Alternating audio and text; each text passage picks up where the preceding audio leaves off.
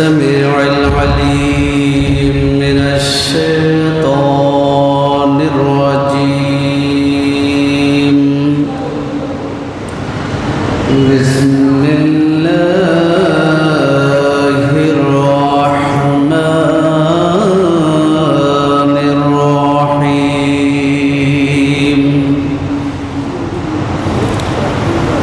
قال الله تعالى عز وجل في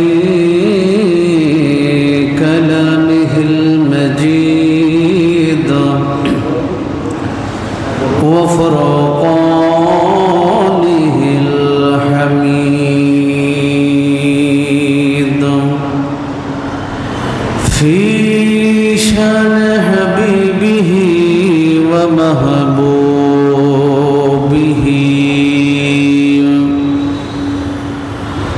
مخبرا وآمرا إن الله وملائكته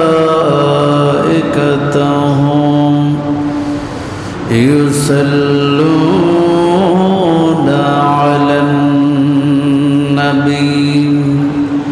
يا أيها الذين آمنوا صلوا عليه وسلموا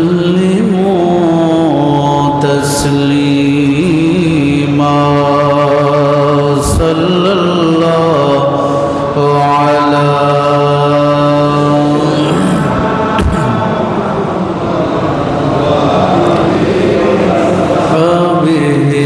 وسلم صلى الله على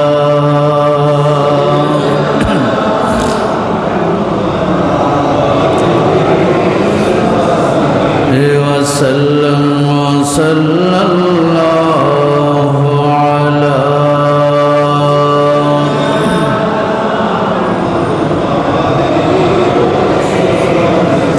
وسلم اللهم صل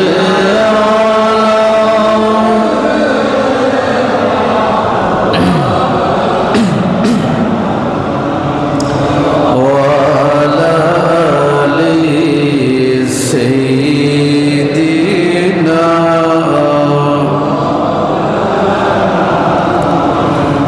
لا ورب العرش जिसको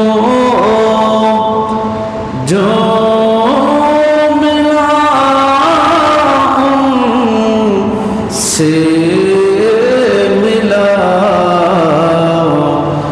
बचती है कौनों में नेमत रसूलुल्लाह की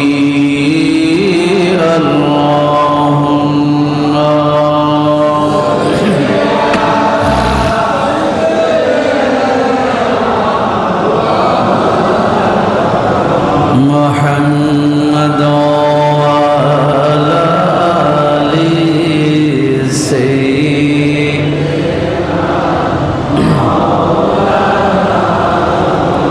हम भिखारी वो करीम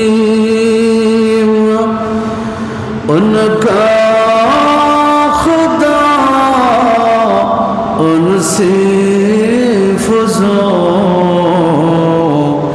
और ना कहना नहीं आदत रसूलुल्लाह की। अल्लाहुम्मा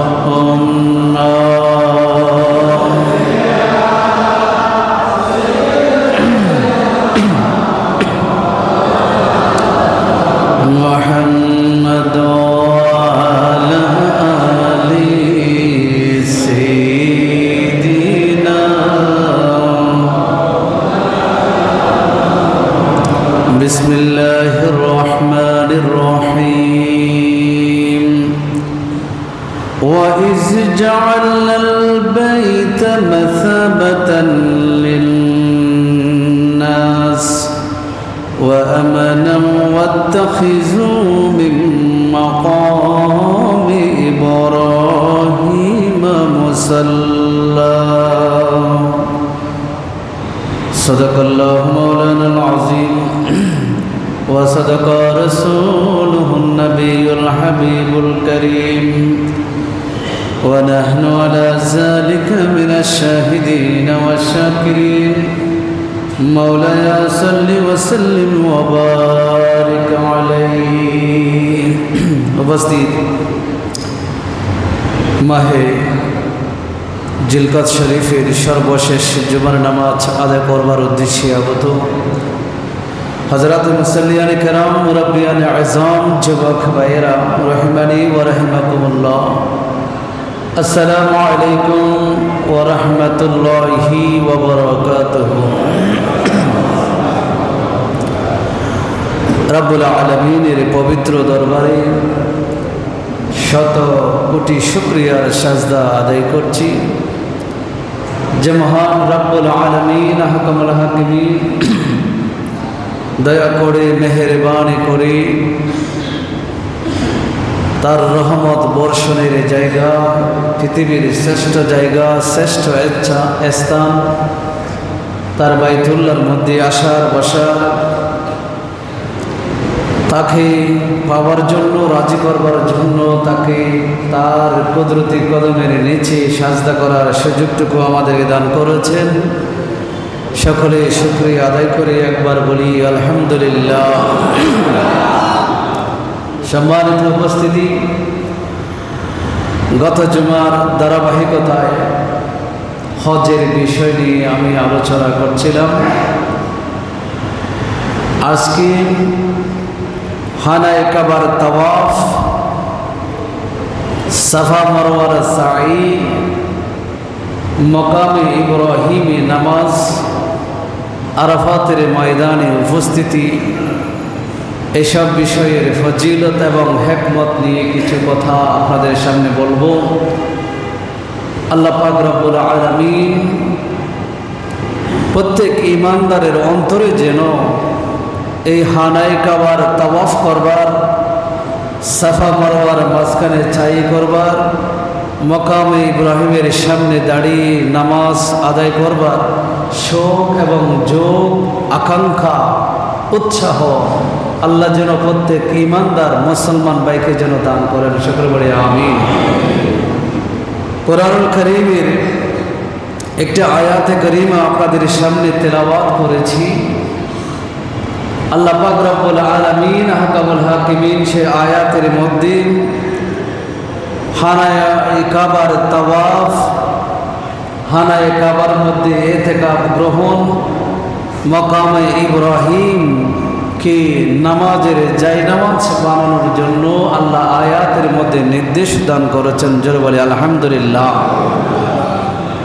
হানায়ে কাবার চতুর্দিকে তাওয়াফ করা যারা হজ করেছেন আপনারা জানেন 7 বার তাওয়াফ করতে হয় কয়বার করতে হয় 7 বার করতে হয় শুরু করতে হয় হাজরে আসওয়াদ নামক একটি কালো পাথর আছে সেই জায়গা থেকে তাওয়াফ শুরু হয় সেই জায়গায় আবার শেষ হয় মোট 7 বার সেখানে তাওয়াফ করতে হয় এই তাওয়াফ এখানে অন্য কোনো তসবিহ নেই তাহলিল নাই শুধুমাত্র চতুর্দিকে ঘোরাঘুরি করা সাধারণ চোখে যদি আমরা দেখি দেখা যায় এই দৌড়াদৌড়ি করলে এখানে তো কোনো জিকির হচ্ছে না আল্লাহর নাম হচ্ছে না নাও যদি নেয় শুধু চতুর্দিকে দৌড়াদৌড়ি করলো তখনও সেটাকে ইবাদত হিসাবে আল্লাহর দরবারে কি হয়ে যাবে গ্রহণ হয়ে যাবে জোরে বলে সুবহানাল্লাহ শুধু দৌড়াদৌড়ি করা চতুর্দিকে খাবার চতুর্দিকে দৌড়াদৌড়ি করা এই যে তাওয়াফ দৌড়াদৌড়ি করা এটা ইবাদত কেন কারণ আল্লাহ পাক রব্বুল আলামিন আহকামুল হাকিমিন নিজেই এই কাবাগরের চতুর্দিকে দৌড়াদৌড়ি করার জন্য প্রদক্ষিণ করার জন্য আল্লাহ নিজেই নির্দেশ দিয়েছেন। জোরে বলে সুবহানাল্লাহ। তো আল্লাহ তাআলা যেটা নির্দেশ দিয়ে থাকে সেই নির্দেশ যখন বান্দা পালন করে তখন সেটা ইবাদতে পরিণত হয়ে যায়। জোরে বলে সুবহানাল্লাহ। আমাদের চোখে সেটা যদিও ইবাদত নয়, আমাদের খালি চোখে সেটা শুধুমাত্র দৌড়াদৌড়ি, শুধুমাত্র ঘুরাঘুরি আমাদের কালে চোখে, বান্দার চোখে। কিন্তু আল্লাহর চোখে আল্লাহ বলতেছেন যেহেতু আমি নির্দেশ দিয়েছি সেটা করার জন্য, এই জন্য সেটা বান্দার জন্য কি হয়ে যায়? ইবাদত হয়ে যায়। আল্লাহ বলেছেন ওয়ালিয়াতাওয়াফু বিল বাইতিল আতীক, আমার পৃথিবীর সবচাইতে পুরনো ঘর যেটা আছে সেই ঘরের তোমরা কি করো? তাওয়াফ করো। জোরে বলে সুবহানাল্লাহ। এই তাওয়াফ এটা আল্লাহর ইবাদত। এই তাওয়াফ যে 7টি চক্কর দিতে হয়, এই তাওয়াফের চক্করগুলো দেওয়ার সময় যখন আমরা নামাজে দাঁড়াই কথা বলতে পারি না, কথা বলার কোনো সুযোগ নাই, কিন্তু তাওয়াফ করার সময় কথা বলা যে নিষেধাজ্ঞা সেটা তাওয়াফের ভিতরে নাই। আপনি চাইলে কথা বলতে পারবেন, আমরা চাইলে কথা বলতে পারবো। দুইজন তাওয়াফকারী চাইলে তাওয়াফ করার অবস্থায় পরস্পর কথা বলতে পারে, নিষেধাজ্ঞা নেই। অথচ আমরা ব্যক্তিগত কথা বললাম কোনো অসুবিধা নেই, কিন্তু তাওয়াফ যখন হয়ে গেল আল্লাহ বলছেন এটা তোমার জন্য ইবাদত হয়ে গেল। জোরে বলে সুবহানাল্লাহ। আল্লাহ তাআলা আরেকটি আয়াত, যে আয়াতের তেলাওয়াত করেছি, আল্লাহ তাআলা বলছেন ওয়াইজ জাআলনাল বাইতা মাসাবাতান লিন-নাস, স্মরণ করুন সেই সময়টাকে যখন আমি আল্লাহ এই বাইতুল্লাহকে মানুষের বারবার ফিরে আসার জন্য স্থান হিসেবে নির্ধারণ করে দিয়েছে। জোরে বলে সুবহানাল্লাহ। বারবার ফিরে আসার জন্য একবার গিয়েছে 2018 সালে, 19 সালে আসলে আবার যেতে মন চায়, 20 সালে আবার যেতে মন চায়, প্রত্যেকটা বছর তার যেতে মন চায়, বারবার সেখানে যেতে চায়, বারবার ফিরে আসতে চায়। এই বারবার ফিরে আসার জন্য আল্লাহ বলছেন আমি আমার বাইতুল্লাহকে মানুষের জন্য নির্ধারণ করে দিয়েছি। জোরে বলে সুবহানাল্লাহ। ওয়া আমনা, নিরাপদের স্থান হিসেবে নির্ধারণ করেছি। ওয়াত্তাখিযু মিন মাকাম ইব্রাহিম মুসাল্লা, মাকাম ইব্রাহিমকে যাই নামাজ হিসেবে আমি 2 রাকাত নামাজের জন্য মাকাম হিসেবে নির্ধারণ করে দিয়েছি।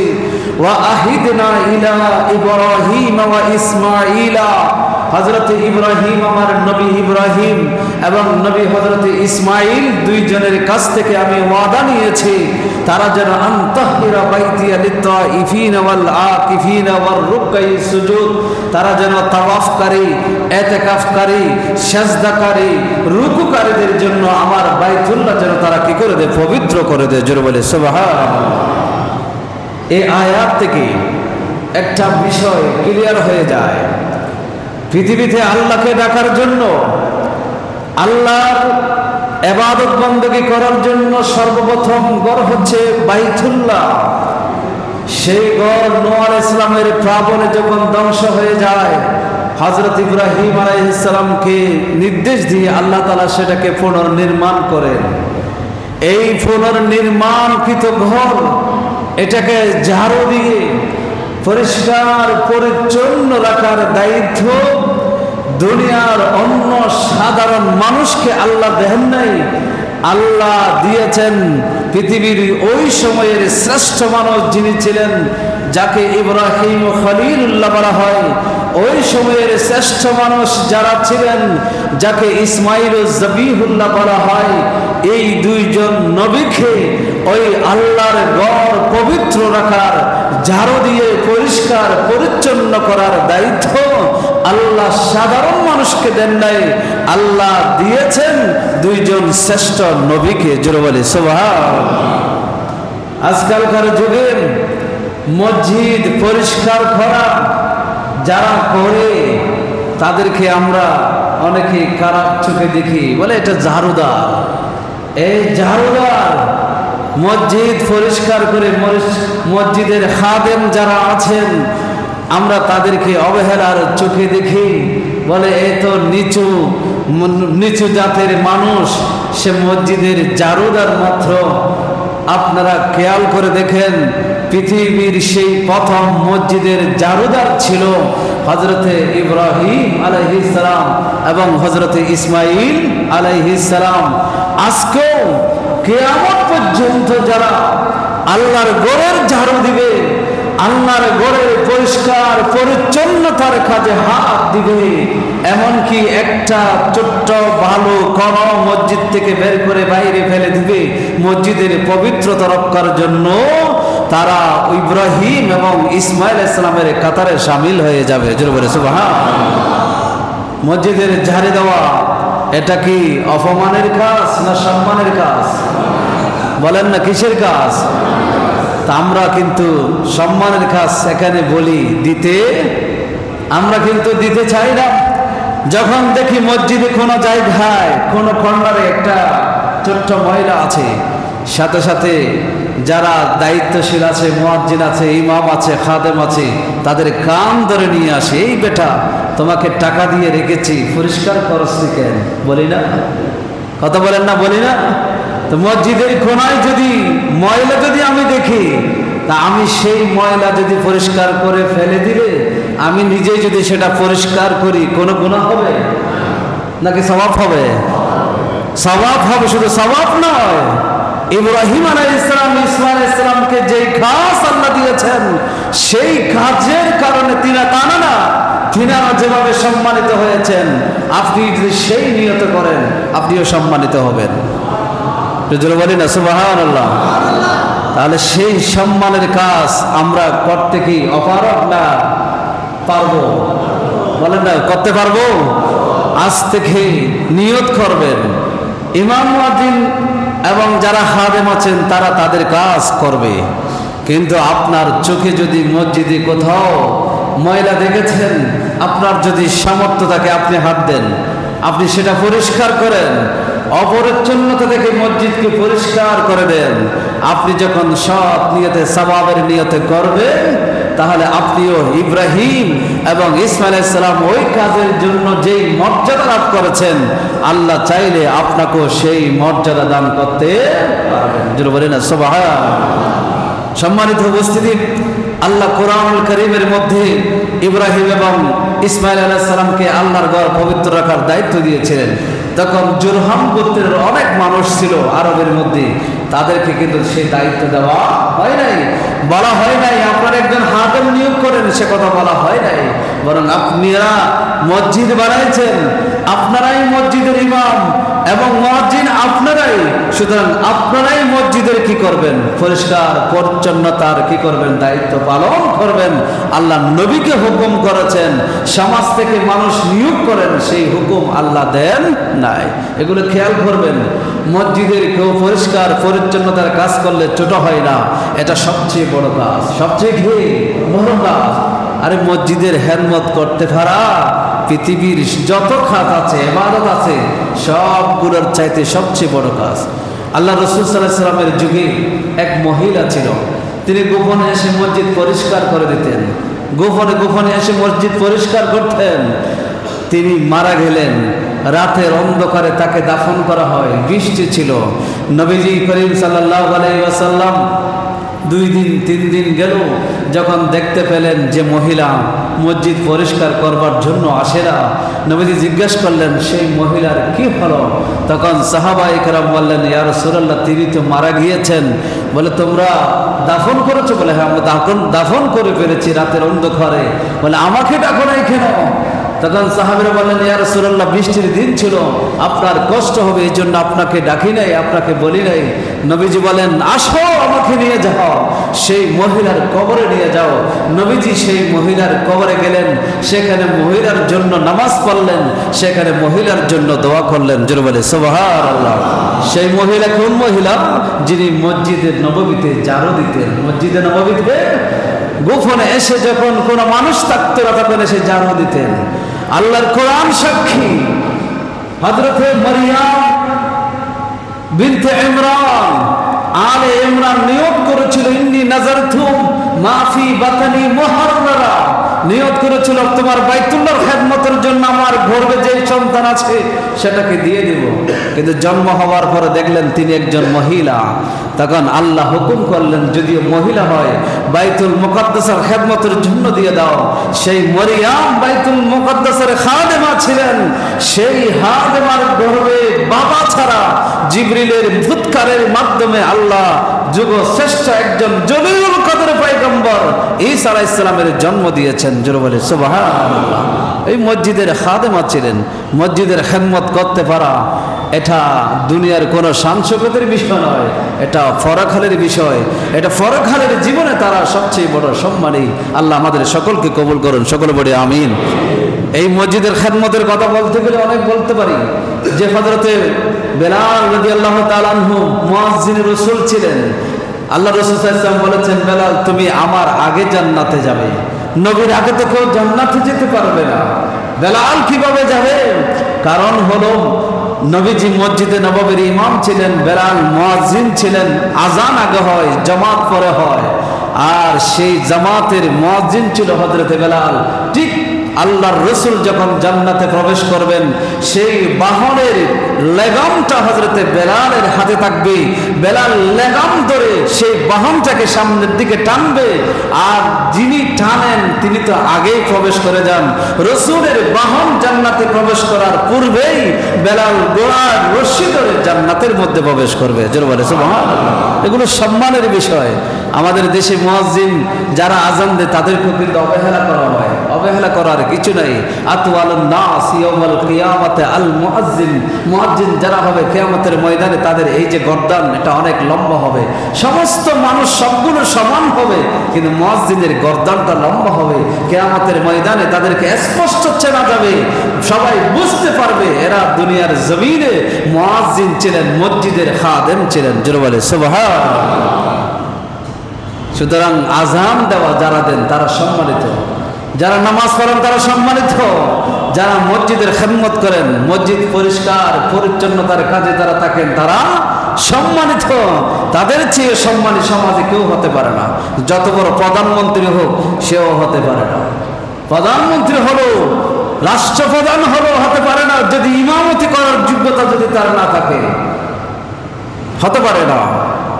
যে হোক হতে পারে না।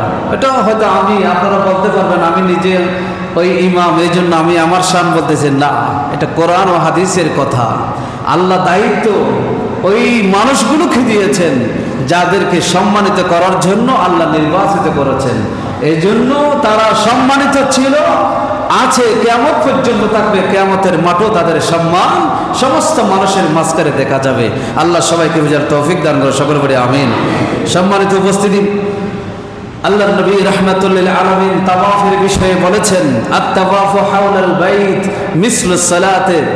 তাওয়াফ বাইতুল্লাহর চতুর্দিকে তাওয়াফ করা এটা নামাজের মতো সওয়াবের কাজ। যারা বলেন সুবহানাল্লাহ। বাইতুল্লাহর চতুর্দিকে তাওয়াফ করা এটা নামাজের মতো সওয়াবের কাজ।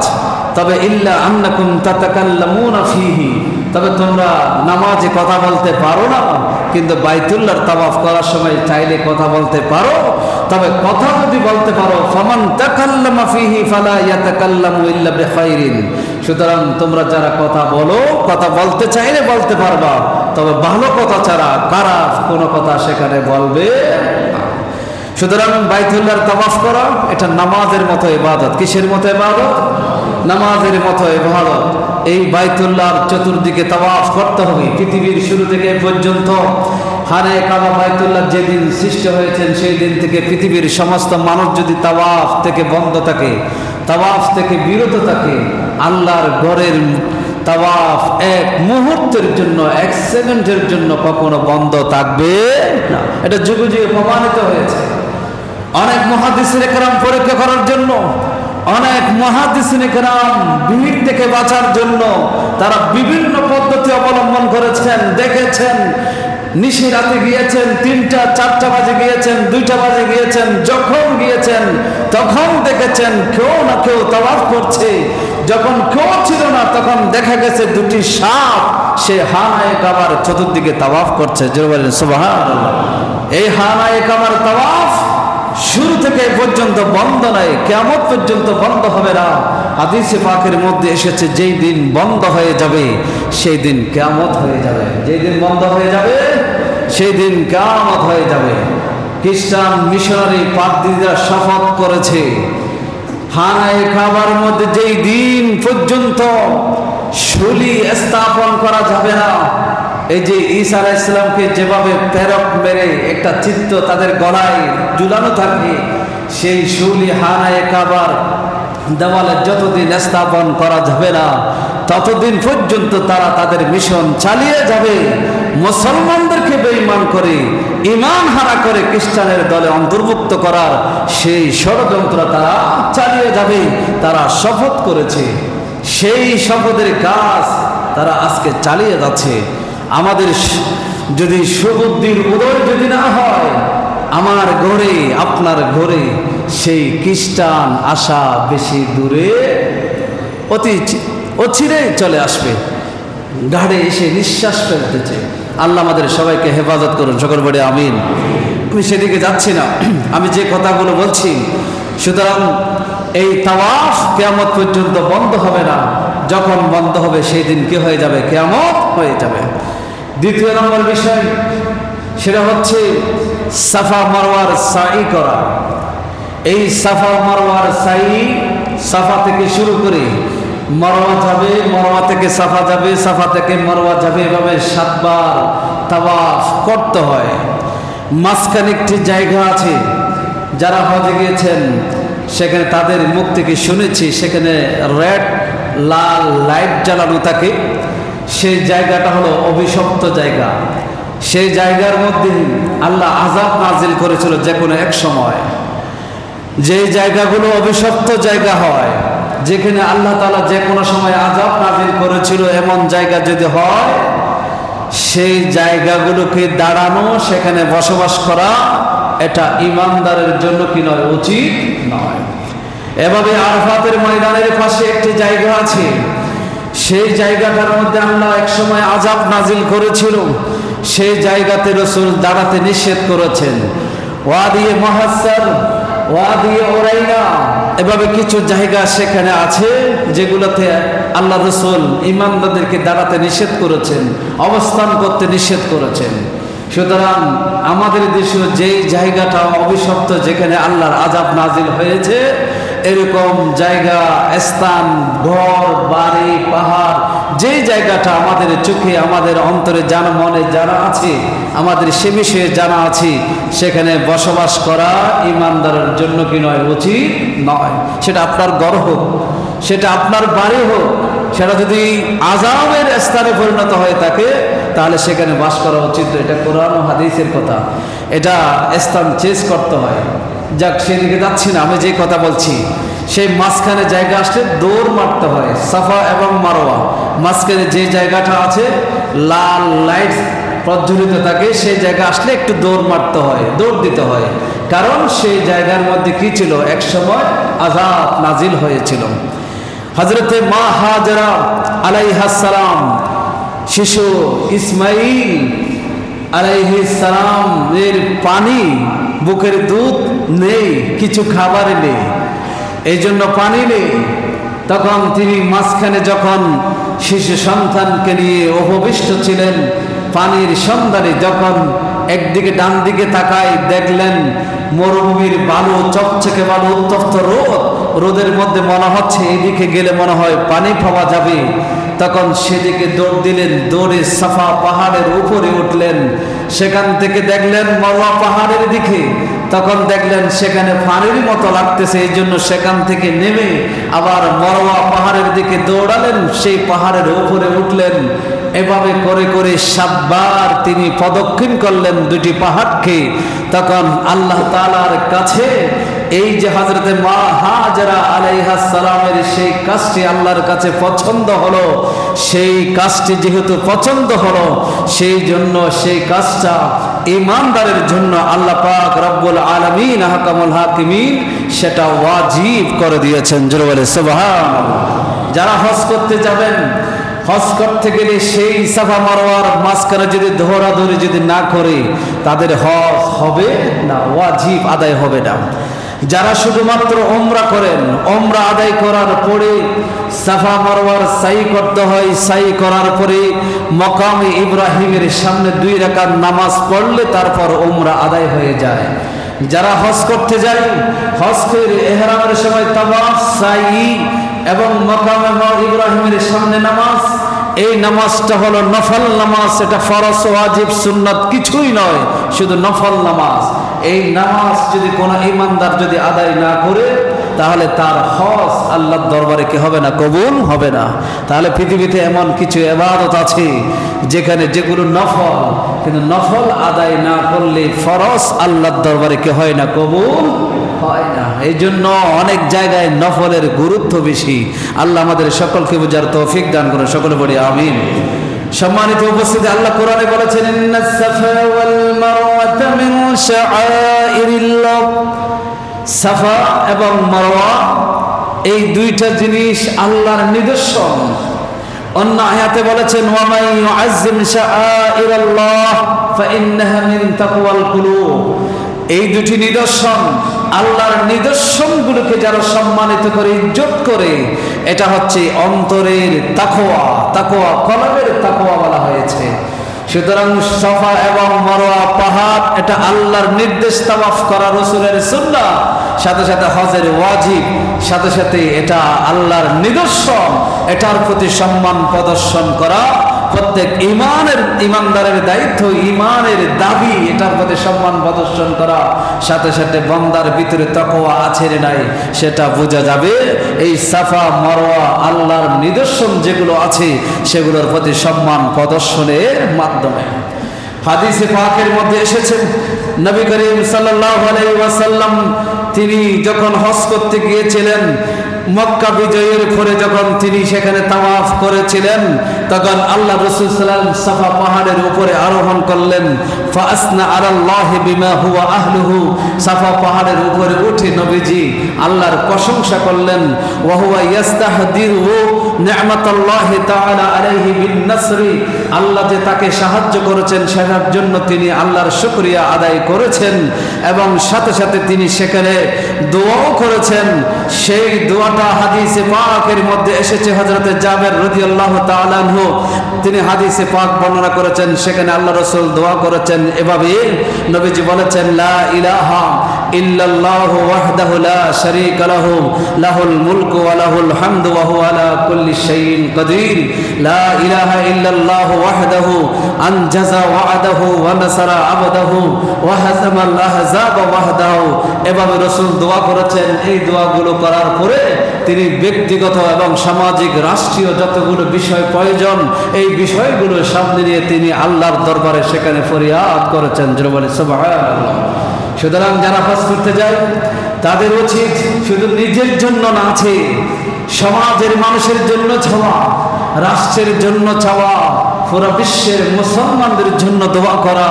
হতে পারে নিজে চেয়েছেন সেটা কবুল নাও হতে পারে, কিন্তু পুরো বিশ্বের মুসলমানদের জন্য আপনি যেটা চেয়েছেন, পুরো বিশ্বের মুসলমানের কল্যাণ কামনা করে আপনি যেই দোয়া করেছেন, সেই দোয়া যদি আল্লাহর দরবারে কবুল হয়ে যায়, হয়তো সেটার উছিলায় আপনার ব্যক্তিগত মনসা, ব্যক্তিগত মাকসাদ নিয়ত যেগুলো আছে আল্লাহ সেগুলো কি করে দিবেন, পূরণ করে দিবেন। সকলে পড়ে আমিন।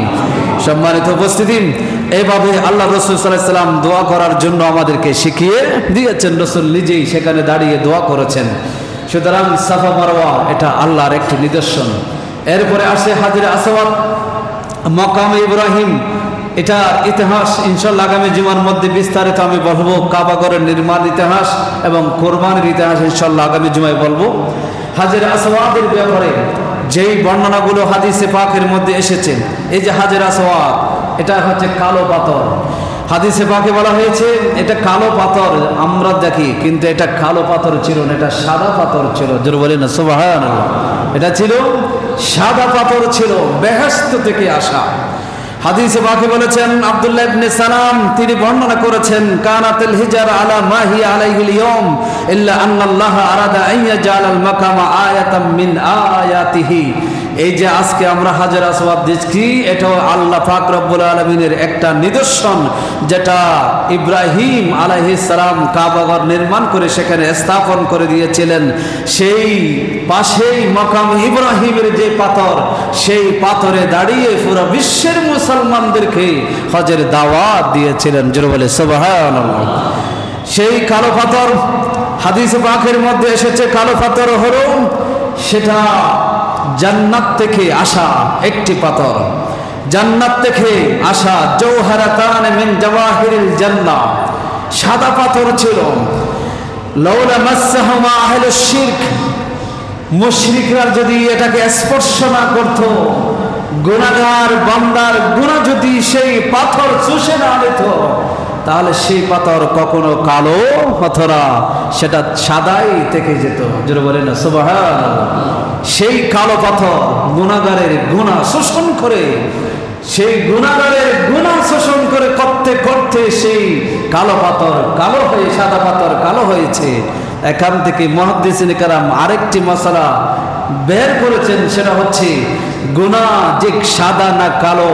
তখন বলেছেন গুনাহ হচ্ছে কালো, এই জন্য যারা গুনাহ করে তাদের অন্তরের মধ্যে কালো ছিদ্র হয়ে যায়, কালো দাগ পড়ে যায়। একটা একটা দাগ পড়তে পড়তে পড়তে সবগুলো যখন কলবটা পুরোটা যখন কালো হয়ে যায়, আল্লাহ সেটাকে কোরআন বলেছেন বল হুয়া রান, সেটা হচ্ছে মরিচিকা। লোহার মধ্যে মরিচিকা আসলে যেভাবে লোহাকে শেষ করে দেয়, ওই কলবটার মধ্যে যখন দাগ পড়ে যায় তখন সেটাকে ঈমান এবং তাকওয়ার নূর দিয়ে যতক্ষণ পর্যন্ত ধৌত করা হয় না, ততক্ষণ পর্যন্ত সেটাকে হয় না পরিষ্কার হয় না। সেই গুনাহগুলো কালো পাথর বান্দার গুনাহগুলো কি করে শোষণ করতে করতে সেটা কালো পাথরে রূপান্তরিত হয়েছে। হাদিসে পাকের মধ্যে এসেছে জো আহাতিন ইল্লা শাফাহুল্লাহ। হাদিসে পাকের মধ্যে এসেছে নবী করিম সাল্লাল্লাহু আলাইহি ওয়াসাল্লাম বলেছেন, হযরত ওমর ইবনে খাত্তাব রাদিয়াল্লাহু আনহু হাদিসে পাকের মধ্যে বর্ণিত হয়েছে যে তিনি যখন হানায় কাবার মধ্যে হজ করতে গেলেন, কালো পাথরকে চুমা দিলেন, চুমা দিয়ে বললেন যে এই যে কালো পাথর, আমি যদি না দেখতাম আল্লাহ রসুল সাল্লাল্লাহু আলাইহি ওয়াসাল্লামকে তোমাকে চুমা দিতে যদি না দেখতাম, তাহলে আমি তোমাকে জীবনও কি করতাম না, চুমা দিতাম না। কারণ তুমি একটা পাথর মাত্র, লা ইয়ানফাউ ওয়ালা ইয়াদুররু, তুমি তো কারো ক্ষতিও করতে পারো না, তার উপকারও তুমি করতে পারো না। উমর রাদিয়াল্লাহু তাআলা আনহু সেই কথা বললেন, এটা বুখারীর বর্ণনায় এসেছে। আলী রাদিয়াল্লাহু তাআলা আনহু ওমর রাদিয়াল্লাহু তাআলা আনহু সেই কথা শুনে আলী রাদিয়াল্লাহু তাআলা আনহু বললেন, ওমর আপনার কথাটা সঠিক নয়। এই যে পাথর দেখছেন, এই পাথর আপনি বলেছেন কারো উপকার করতে পারে না কিংবা কারো অপকার করতে পারে না, কথা বলতে পারে না, জামাটা দেখতে পাথর অপদার্থ, পদার্থ জামাত পদার্থ একটা, তাহলে আপনি যে বলছেন সে কথা ঠিক নয়। কারণ হাদিসে পাকের মধ্যে আব্দুল্লাহ ইবনে আব্বাস রাদিয়াল্লাহু তাআলা আনহু থেকে বর্ণিত হয়েছে, হাদিসে এসেছে কিয়ামতের ময়দান যখন সংগঠিত হবে, এই যে কালো পাথর সেটার মধ্যে জবান দিয়ে দেওয়া হবে, সেটাতে চোখ দিয়ে দেওয়া হবে, কান দিয়ে দেওয়া হবে। কিয়ামতের ময়দানে যে সমস্ত মানুষগুলো সেই কালো পাথর হজ করতে গিয়ে সেই পাথরকে সালাম জানিয়েছে, সেই পাথরে হাত লাগিয়ে হাতে চুমু খেয়েছে, সরাসরি চুমু খেয়েছে, দূর থেকে যেতে পারে নাই, দূর থেকে দেখে চুমু খেয়েছে, ইস্তেলাম করেছে, স্পর্শ করার চেষ্টা করেছে, যাদের গুনাহগুলো শোষণ করেছে, সেই সমস্ত ব্যক্তিদের জন্য কিয়ামতের ময়দানে আল্লাহর দরবারে সুপারিশ করবেন। জোরে বলে সুবহানাল্লাহ। আলী রাদিয়াল্লাহু তাআলা বলেন, আপনি বলেছেন সে কথা ঠিক নয়। কিয়ামতের ময়দানে এই পাথরের জবান আল্লাহ তাআলা দান করবেন। কোরআনুল কারীমের মধ্যে পাথরের যে জবান আছে, পাথর যে কান্না করতে পারে, পাথর যে নড়াচড়া করতে পারে, আল্লাহর ভয় তাদের অন্তর আছে, সেই বিষয়টা কিন্তু কোরআনে উল্লেখ করা হয়েছে। কোরআনে আল্লাহ বলেছেন এমন কিছু পাথর আছে যারা আল্লাহর ভয়ে উপর থেকে নিচে গড়িয়ে পড়ে, এমন কিছু পাথর আছে যাদের নিচ থেকে অনবরত পানি বের হতে থাকে, সেই পানিগুলো মানুষ পান করে, সেই পানিগুলো মানুষ ব্যবহার করে। তাহলে বোঝা যায় পাথর সেটা আল্লাহর ভয়ে কান্না করে, মিন খাশিয়াতিল্লাহ, উপর থেকে নিচে গড়িয়ে পড়ে। সুতরাং পাথরের ভিতরে কি আছে? প্রাণ আছে। ওমর রাদিয়াল্লাহু তাআলা যেটা বলেছিলেন সেটা নবীর ইশক, নবীর মহাব্বত প্রকাশের জন্য বলেছিলেন। আলী রাদিয়াল্লাহু তাআলা যেটা বলেছেন সেটা বাস্তব কথা বলেছিলেন। কথা দুইটা কিন্তু ভুল নয়, দুইটাই আপন আপন জায়গায় কি আছে? শুদ্ধ আছে। আবার ওমর রাদিয়াল্লাহু তাআলার কথা ভুল সেটা বলতে চাইেন না। আল্লাহ আমাদের সবাইকে বোঝার তৌফিক দান করে, সকলে বলি আমিন। সম্মানিত উপস্থিতি, এই জন্য অনুরোধ করব, যারা হজে, অনেক ভাইয়েরা হজে গিয়েছেন, এখন অনেকেরা যাবেন। গত জুমার মধ্যে একজন ভাই আমাকে বলেছিলেন যে উনি ওই জুমার পরপরই এই মানে মাঝখানে, সপ্তাহের মাঝখানে তিনি হজে চলে গিয়েছেন সম্ভবত। আমাদের মুতাল্লি সাহেব, যিনি জাহাঙ্গীর সাহেব, উনিও আগামী এ সপ্তাহের মধ্যে যাবে। কোন দিন যাবে আমি তো জানি না, উনিও এই সপ্তাহের মধ্যে সপরিবারে হজ করতে যাবেন। এরকম আমাদের অনেক ভাইয়েরা, মুসল্লিরা, আপনারা হজ করতে যাবেন। আপনারা হজ করতে যাবেন, এই নিদর্শনগুলো স্বচক্ষে দেখবেন। এগুলো দেখে চোখের পানি ছেড়ে উম্মতের জন্য, রসুলের উম্মতের জন্য, পুরা বিশ্বের মুসলমানের জন্য দোয়া করবেন। পুরা বিশ্বের মুসলমানের কল্যাণ কামনা করে দোয়া করবেন। আল্লাহ যেন ইমানদাররা, মুসলমানরা যেন ইমান হেফাজত করতে পারে, দিন যেন হেফাজত করতে পারে, মসজিদ, মাদ্রাসা, আমাদের ইমানের মরকজ, এগুলোর জন্য আমরা ঠিক রাখতে পারি, ইমানের উপর যেন অটল থাকতে পারি। আপনারা দোয়া করবেন। সাথে সাথে আমাদের সমস্ত মুসল্লিদের পক্ষ থেকে যারা হজে যাচ্ছেন তাদের উদ্দেশ্যে আমি একটা কথা বলবো, আমাদের পক্ষ থেকে আমার নবীর রোজায় আমাদের সালামটা পৌঁছাই দিবেন। আমাদের সালামটা কি করে দিবেন? পৌঁছায় দিবেন। আল্লাহ পাক রব্বুল আলামিন আপনাদের হজ কবুল করুন।